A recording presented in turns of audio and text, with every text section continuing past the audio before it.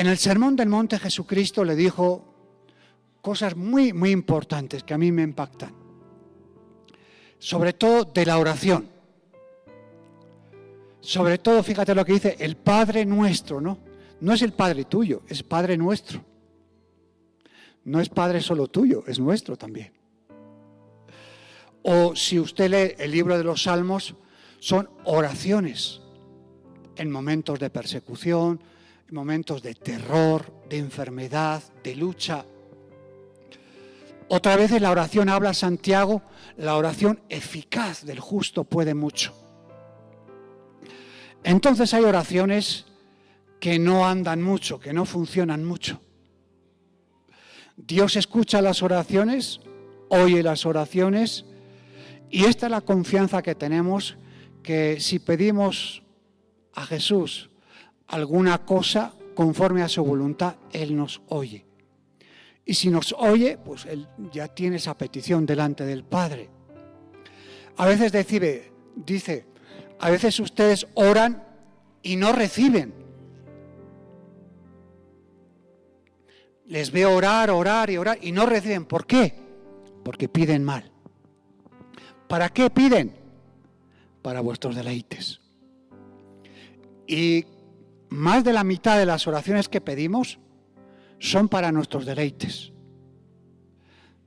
Para algún capricho, para alguna cosita que te gusta.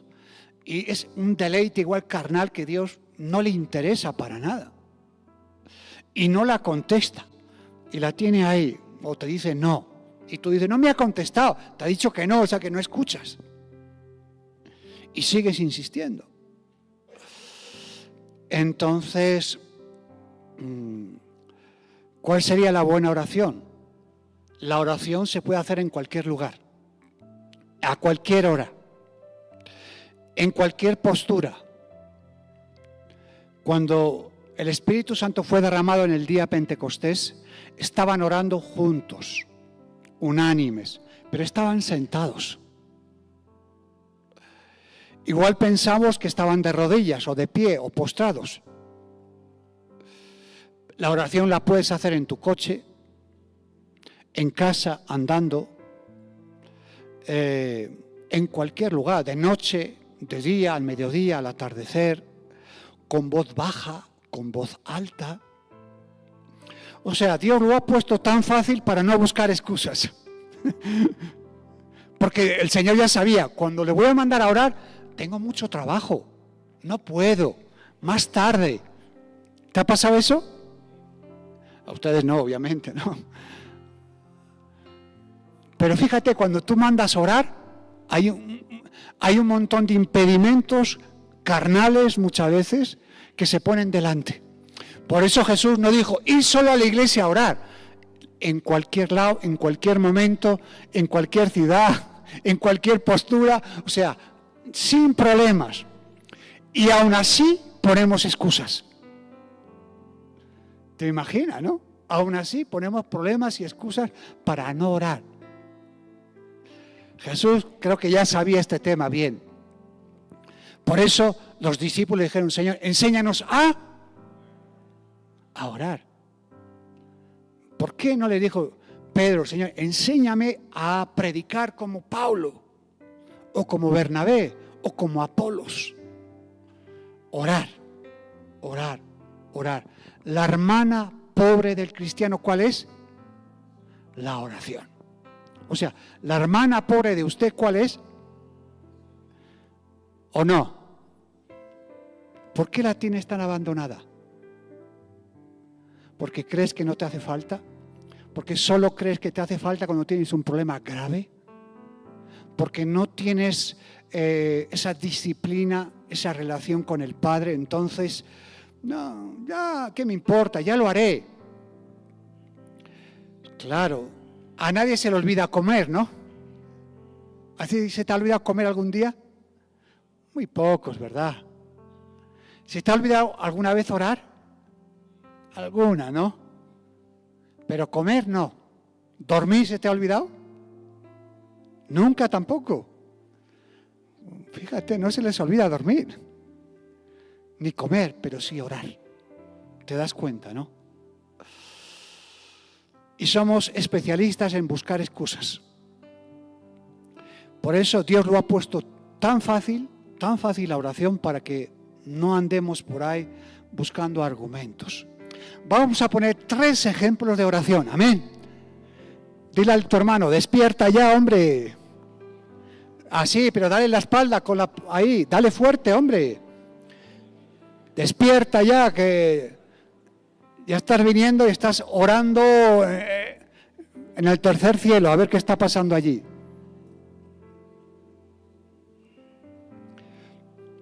La primera oración la hace un profeta. La segunda la hace un profeta en un monte. O sea, no estaba en el templo siquiera, ni en la iglesia. La hace en un monte. Siguiendo a Jesús, no la hace en la iglesia, la hace en un cementerio. Y la tercera oración que vamos a ver, la hace en el templo. Y la hace una mujer. Para que veas que la oración en cualquier lado funciona. Amén. Pensaba que solo funcionaba en la iglesia. No, funciona en todos los lados. Primera de Reyes 18, iglesia. Ubication. Ubication. La primera oración está en el Antiguo Testamento. Y es muy conocida, obviamente, ¿no? El profeta Elías. Hay un grupo de numerosos hombres que eran servidores de Baal. Baal quiere decir Señor. Baal quiere decir mi Señor. Entonces, vemos que la palabra para hablar con Dios el Padre no era Baal, ni era Baali, sino era Adonai. Cuando se refería a los Baales, Baal, estamos adorando a Baal, se refería a un ídolo, a una deidad falsa. Cuando hablamos de Baali, por ejemplo, Sara le llamaba a Abraham, ¿cómo le llamaba? Mi Señor, Baali. ¿Alguna esposa llamaba a su esposo mi Señor? Eso ni está de moda, ¿no, pastor? ¿Usted qué le pasa, no? Eso es para Abraham, no es para ahora. Puede ser, perdona. Entonces, fíjate, ¿no? Estos hombres oraban,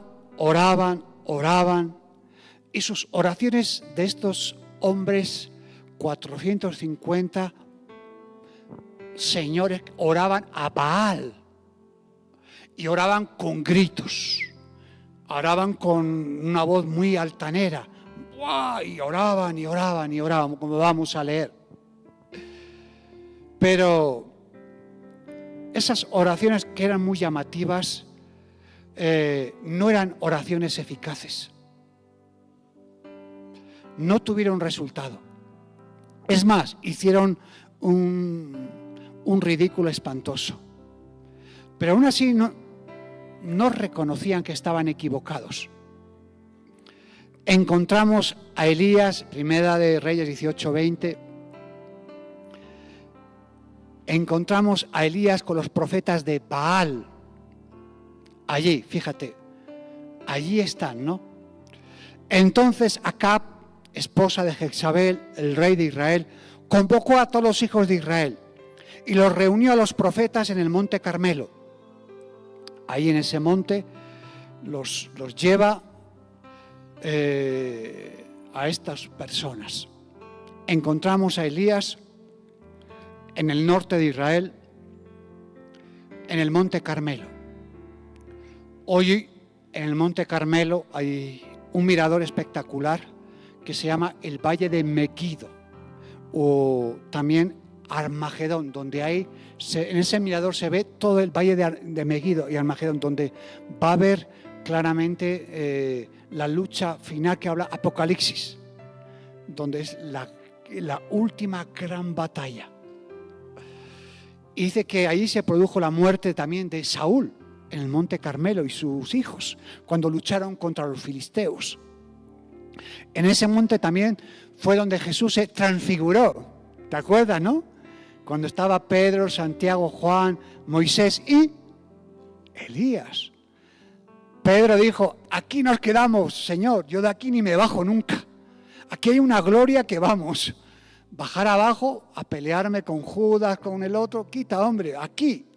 Y Jesús le dijo, no, nada de hacer enramadas. Fíjate lo que tú has visto, fue en el Monte Carmelo. En el Monte Carmelo también Débora, Barak, Sísara, ahí hicieron también, lee la Biblia, para que veas, ¿no? Entonces, ahí estaba el profeta Elías en ese monte, Carmelo. 21. Y acercándose Elías a todo el pueblo dijo, ¿hasta cuándo claudicaréis vosotros entre dos pensamientos, iglesia? ¿Hasta cuándo vais a claudicar entre dos pensamientos? Entre Baal y Adonai. Entre el mundo y el Señor. Entre el reino de las tinieblas y el reino de los cielos. El reino religioso y el reino de los cielos. ¿Hasta cuándo vais a poner una línea? Estaba diciéndolos. Las cosas de Dios son de aquí. Y las cosas que no son de Dios son acá. No se mezclan. ¿Hasta cuándo claudicaréis? Tenéis dos pensamientos, doble ánimo, dos ideas diferentes, dos conceptos de Dios erróneos. Les estaba diciendo. Si Jehová es Dios,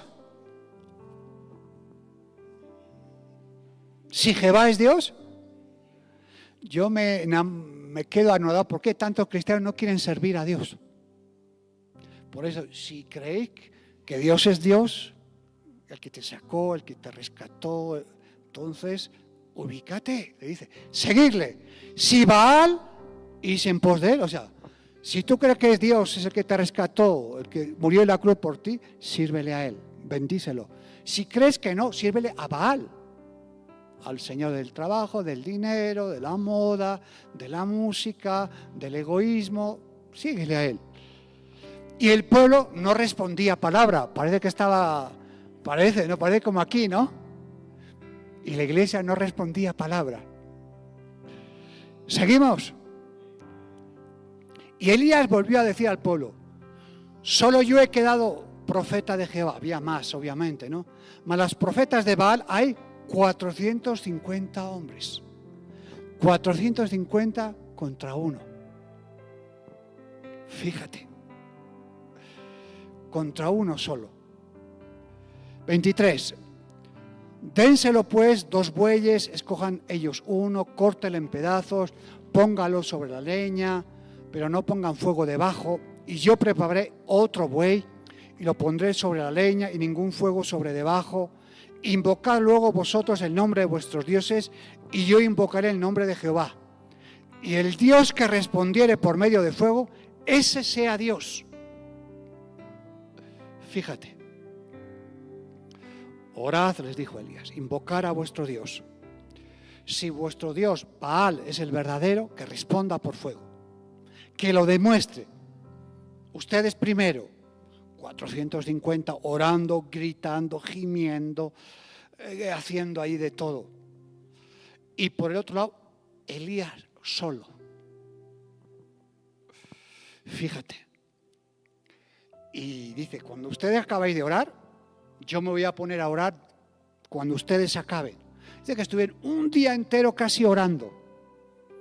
Y oraban, danzaban, se cortaban incluso con cuchillos para impresionar más a Baal para que les escuchara.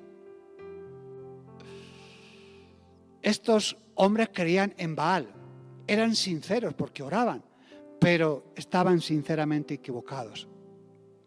No hay peor error que tener una fe equivocada. Cuidado, iglesia.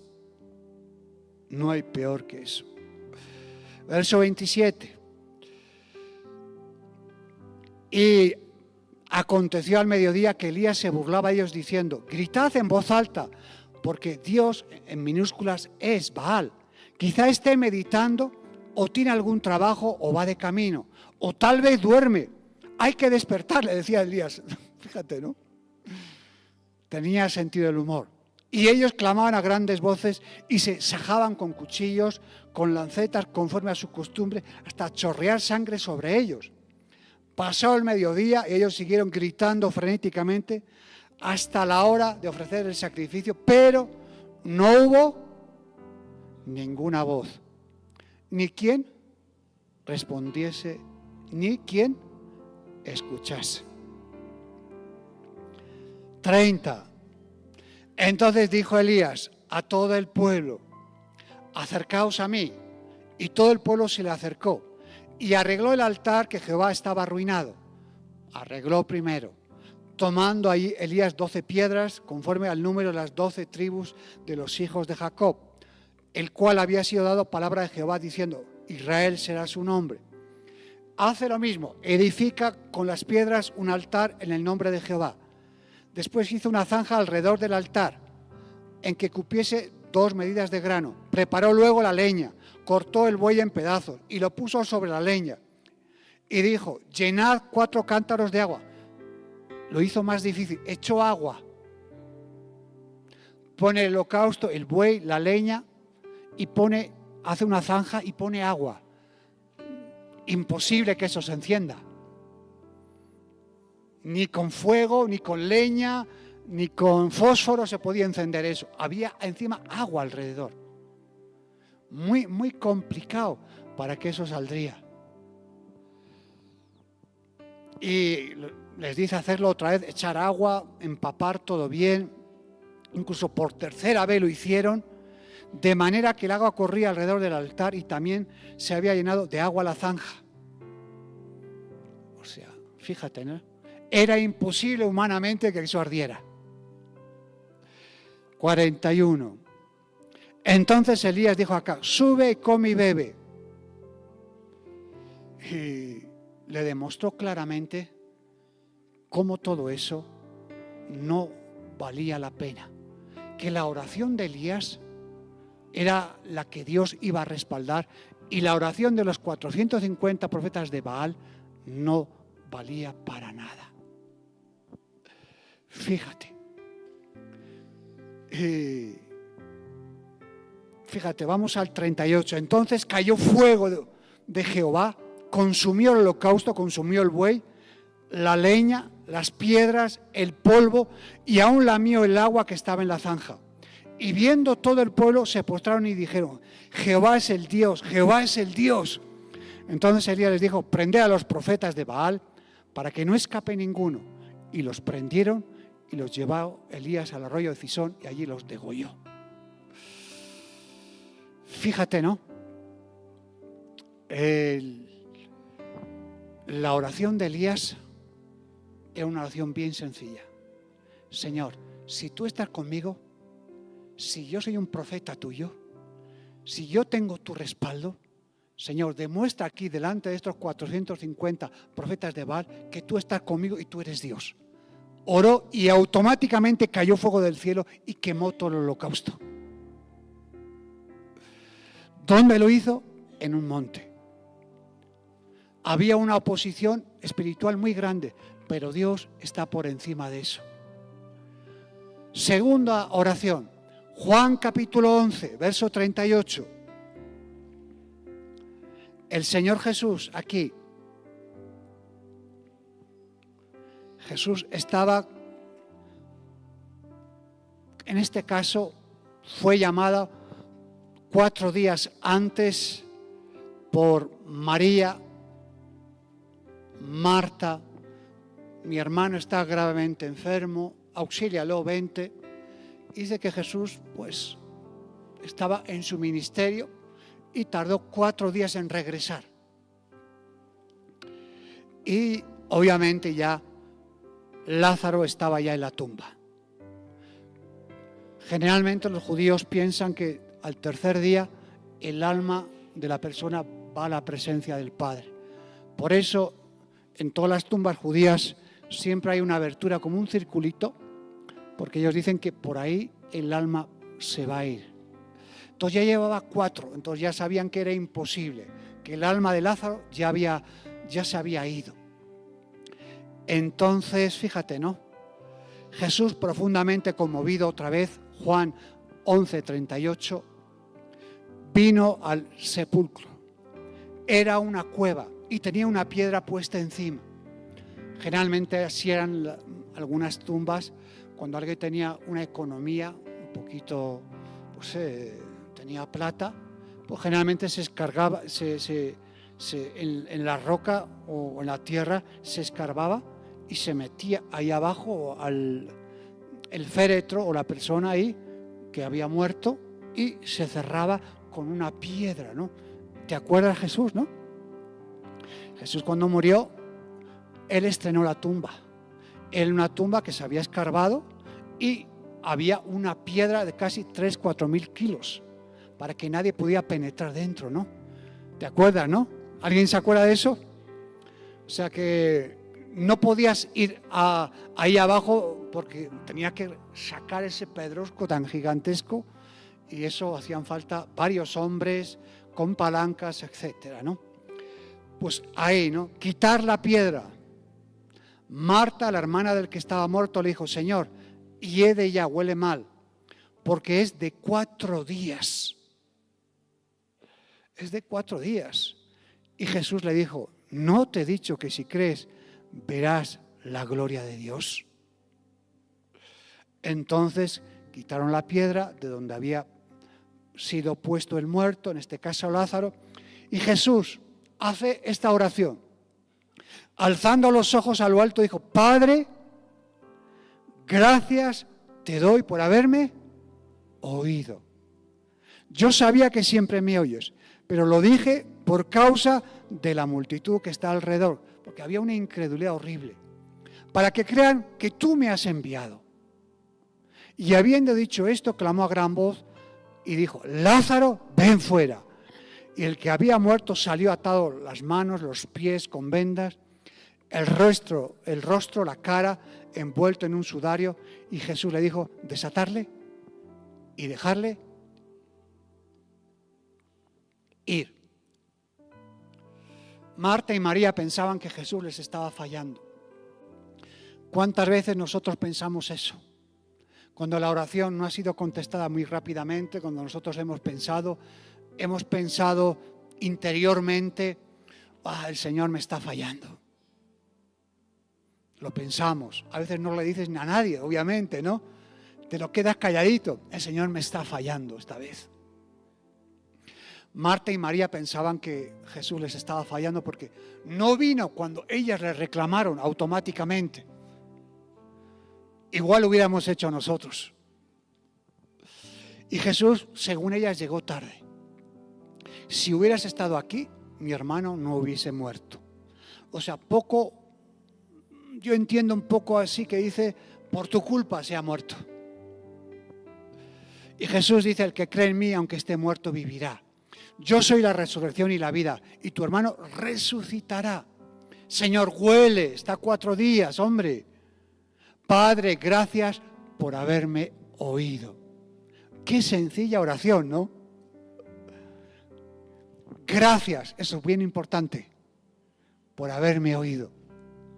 Muchas de las oraciones nuestras no son dando gracias, son exigiendo, son reclamando, son con reclamos muchas veces. Pero aquí Jesús no reclamó nada al Padre, sino le dio gracias. Amén. Una de las grandes oraciones contestadas van a ser cuando tú y yo demos gracias. Gracias por haberme oído. Demuestra que yo no vengo aquí por mi propia voluntad, que tú me has dicho que venga y tú vas a hacer aquí tu voluntad. Jesús hizo una sencilla oración, no hizo un show, no hizo espectáculo, simplemente dando gracias al Padre. Esta es una oración eficaz. Las oraciones más eficaces son las que tú das gracias. Amén. Fíjate, ¿no? Y la última, Primera de Samuel, capítulo 1. Hay muchas, obviamente, ¿no? Primera de Samuel, capítulo 1. Una mujer, Ana se llamaba.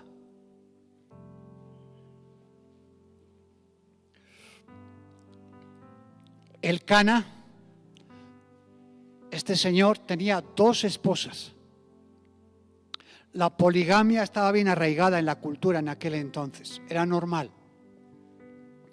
Y este señor Elcana era un judío que tenía 2 suegras y tenía 2 esposas. Una era Ana y otra era Penina. Ana era estéril y Penina tenía varios hijos y varias hijas. Fíjate, ¿no? Una mujer en aquel entonces era para presumir y la otra era para tener hijos, ¿no? La más guapa, oye tú, cuidadito, esta es para procrear. Qué bien, ¿no? A algunos les gusta esa idea, ¿no? A los hombres les está gustando esa idea. Pero aquí ya no sirve eso, por si acaso. Era la cultura del antiguo pacto, no es la cultura de Bolivia. Cuidado, ni del Nuevo Testamento, no te equivoques. Cuidado. Entonces, cuando una mujer era estéril, era muy vergonzoso en aquella época. Y Ana estaba atribulada, lloraba, se deprimía, quería tener hijos. ¿Y qué pasa? ¿Y por qué yo no? Y mira cómo estoy. Y se considera una mujer, pues eso, desplazada, maldita por no tener hijos. Dios era el dador de la vida y Dios creaba o impedía. Y Ana era una mujer muy creyente. Conocía la historia de Sara. ¿Cómo era Sara? Era estéril, ¿no? Conocía, porque era una mujer creyente. Conocía cómo se llamaba la mujer de Isaac. Ahí ya les he pillado, ¿no? De Biblia casi nada, ya se os ve. ¿Quién era la mujer de Isaac, el hijo de Abraham? Rebeca. ¿Cómo era Rebeca? Estéril, conocía. Pues era estéril, ¿no? Las matriarcas. ¿Cómo era la mujer de Jacob? Una de ellas, la que tuvo 2 hijos, los más pequeñitos, José y Benjamín. ¿Cómo se llamaba? ¿Cómo? Raquel. Raquel tenía problemas también. Ana leía la Biblia, por si acaso, ¿no? La Torá. Usted lo hace, ¿no? Era creyente. Todos conocemos que Raquel, cuando tuvo a Benjamín, murió. Entonces oraba y lloraba porque quería tener un hijo. Quería un hijo. Y claro, la otra señora, Penina, era de armas tomar, tú sabes, ¿no?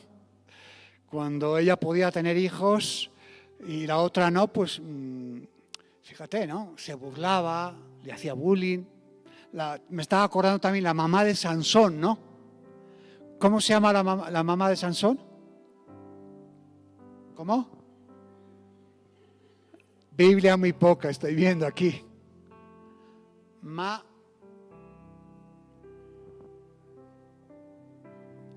Algo de ¿no? A ver, búscalo. ¿Cómo era la mujer de Sansón o la mamá de Sansón? Estéril. Y tuvo a Sansón.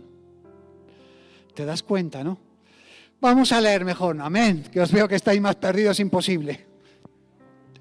No, por eso te decía, a ver si alguno saltaba, pero ni uno, vamos. Ni uno, vamos, de los que hay aquí, ni uno. Ni con siquiera, vamos. Hubo un varón, dice en Ramataim, en Zofim, en el monte de Efraín, que se llamaba Elcana, hijo de Jeroán, hijo de Eliú, hijo de Tou, hijo, de varios hijos, 2. Y él tenía 2 mujeres. El nombre de una era, y la otra, bien. Penina tenía hijos, Masana, y todos los años aquel varón subía a su ciudad para adorar y para hacer sacrificios a Jehová de los ejércitos en Silo, donde estaban 2 hijos de quién. ¡Wow! Ovni y Finis. Fíjate, ¿no? Esos 2.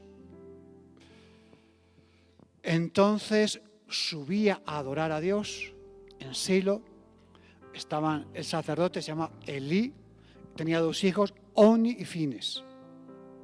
Sigo. Estamos en... Y cuando llegaba el día que el Cana ofrecía sacrificios, el esposo daba a su esposa Penina, su mujer, a todos sus hijos, a todas sus hijas y a cada una su parte. Pero Ana daba una parte escogida porque amaba a Ana, aunque Jehová no le había concedido tener hijos. Y su rival, o sea, la otra señora, le irritaba, enojándola, entristeciéndola, porque Jehová no le había concedido tener hijos. ¿Te das cuenta, no? Y así hacía cada año. Cuando subía a la casa de Jehová, la irritaba así, por lo cual Ana lloraba y la pasaba mal. Y el Cana, su marido, le dijo a Ana: ¿por qué lloras? ¿Por qué no comes? ¿Por qué está afligido tu corazón? ¿No te soy yo mejor, yo, que 10 hijos? Poco discernimiento del marido, ¿no? Es que también a veces hay que tener discernimiento, ¿no? ¿Por qué lloras? Hombre, obviamente, hombre, el Cana, no seas también tan ciego, hombre. ¿Por qué va a llorar tu esposa? No, es que no puede tener hijos, que va al templo, llora.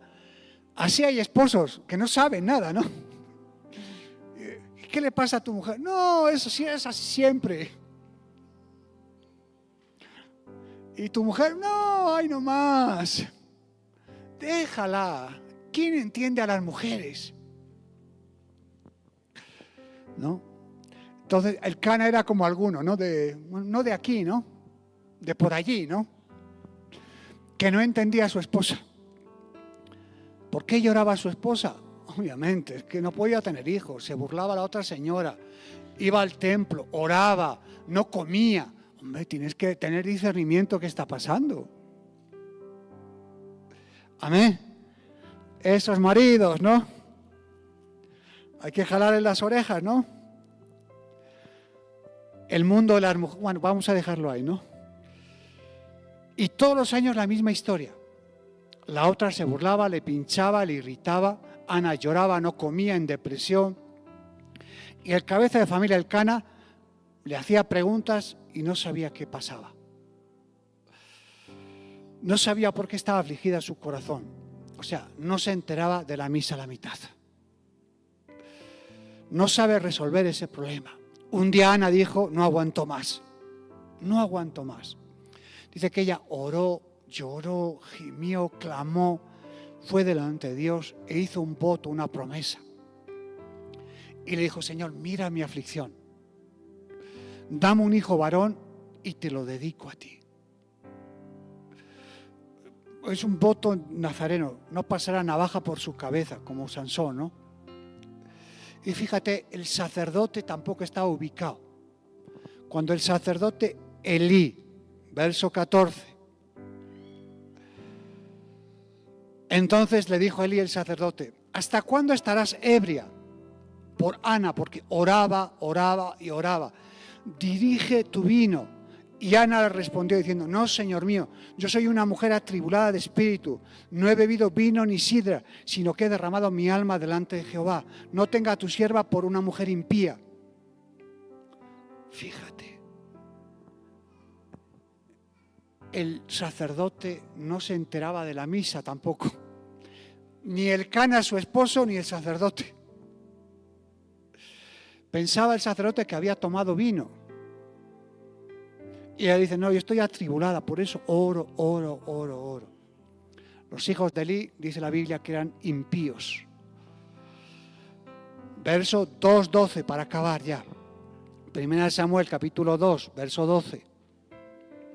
Y los hijos de Elí eran hombres impíos y no tenían conocimiento de Jehová. El sacerdocio era un desastre. Falta de conocimiento, escaseaba la palabra. Pero esta mujer, Ana, ora, clama, gime, busca a Dios hasta que Dios le concede un hijo. Y ese hijo es Samuel. Fíjate, el clamor de una mujer, ¿hasta dónde llega? Al corazón de Dios, y le rompe esa esterilidad y le da un hijo llamado Samuel, que es el profeta Samuel, que escribe la primera y segunda de Samuel. Cuando falta la palabra hay oscuridad, pero siempre Dios levanta un remanente. Samuel no hizo milagros, Samuel no resucitó muertos, pero Samuel entendió el corazón de Dios. Fíjate, de jueces está Samuel, está luego en los reyes. Marcó una diferencia. Preparó a muchos profetas. Incluso Samuel levantó la escuela de profetas. ¿Dónde comenzó todo? Cuando una mujer empezó a orar, a clamar y a clamar. Igual tú tienes un hijo o una hija o un problema que no se soluciona, que llevas años. Cuando una mujer empieza a clamar, a orar, a interceder, a ponerse delante de Dios, el diablo tiene que temblar, porque el Señor va a estar ahí con ella. Hombre, si es el varón, mejor, amén. Pero a veces no pasa, ¿no? Que clama más la mujer, clama más, clama más, clama más, clama más. Y el hombre dice, te apoyo el domingo a orar. Y resulta que tiene sueño y no lo hace. Por eso te digo que la oración la puedes hacer en cualquier lugar. En el monte, como Elías, en el cementerio, como lo hizo Jesús, o lo puedes hacer en el templo, como lo hizo Ana. En los tres, el Señor los escuchó. Amén. Vamos a ponernos de pie, iglesia.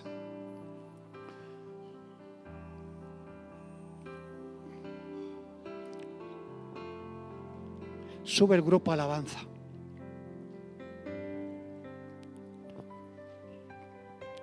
Un día los del mundo, como ya lo están viniendo, vendrán a pedir ayuda a nosotros.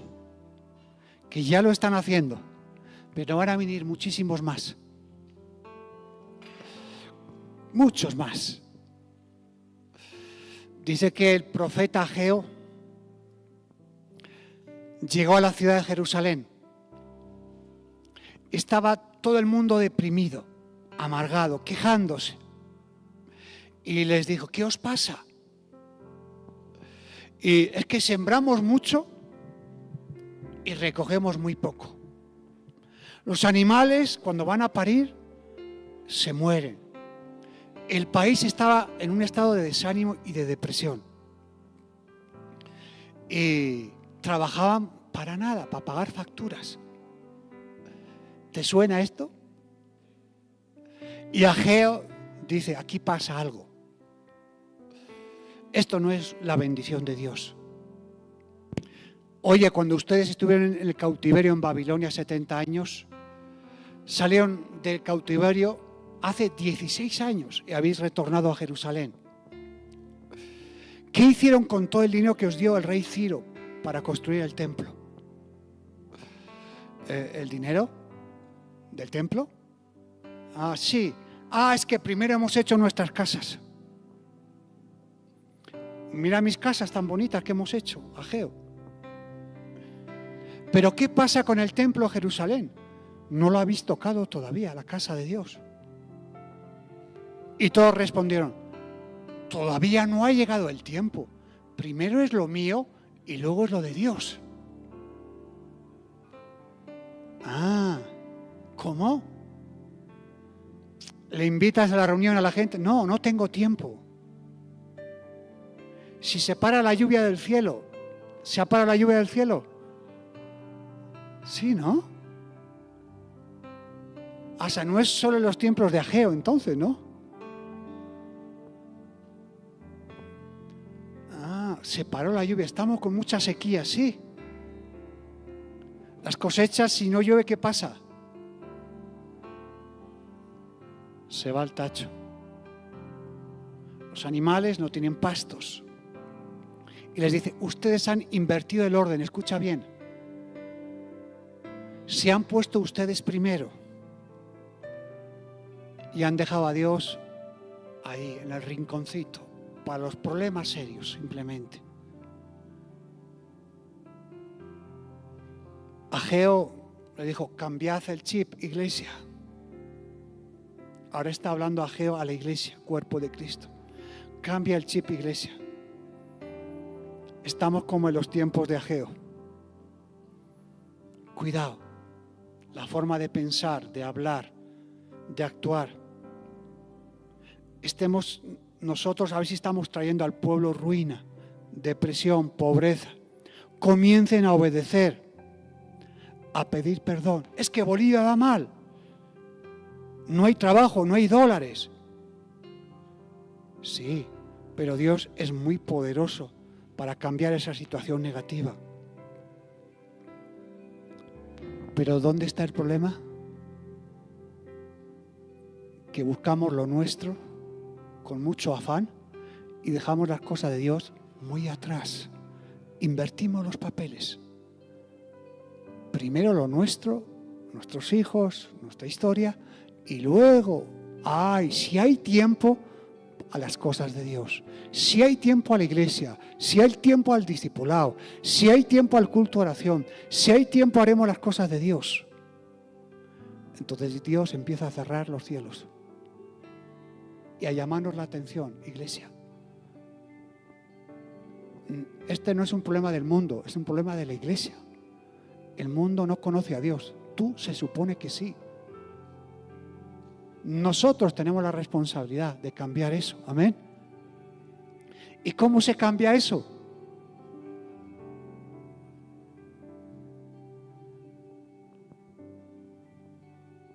Poniendo a Dios prioritariamente en cualquier decisión. Tú no eres el centro del mundo, es el Señor. Cuando el Evangelio está centrado en ti y no en Dios, es que todavía usted no ha conocido a Dios.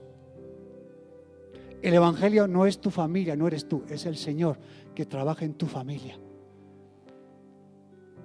Cuando usted entienda eso, ahí empieza a la conversión genuina y podemos arrebatar las armas al enemigo y pelear con autoridad,